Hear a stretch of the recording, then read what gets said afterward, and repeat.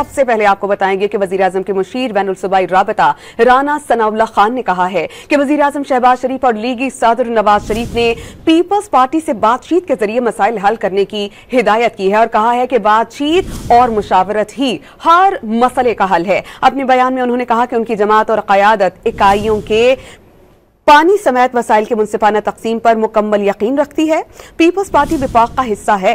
राना सनाउल्लाह ने peoples party को मशवरा दिया कि आईनी ओहदों पर रहते हुए बात ज्यादा जिम्मेदारी से करनी चाहिए। पाकिस्तान पीपल्स पार्टी की क़यादत का बहुत एहतराम है और वाज़े कर दिया कि 1991 में सूबों के दरमियान तय पाने वाले मुआहिदे और 1992 के इरसा एक्ट की मौजूदगी में किसी से नाइंसाफी नहीं हो सकती।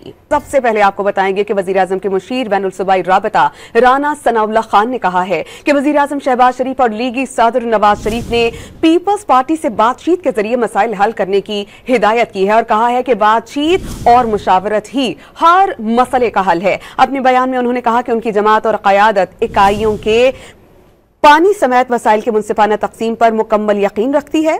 पीपल्स पार्टी विफाक का हिस्सा है। राना सनाउल्लाह ने पीपल्स पार्टी को मशवरा दिया कि आईनी ओहदों पर रहते हुए बात ज्यादा जिम्मेदारी से करनी चाहिए। पाकिस्तान पीपल्स पार्टी की क़यादत का बहुत एहतराम है और वाज़े कर दिया कि 1991 में सूबों के दरमियान तय पाने वाले मुआहिदे और 1992 के इरसा एक्ट की मौजूदगी में किसी से नाइंसाफी नहीं हो सकती।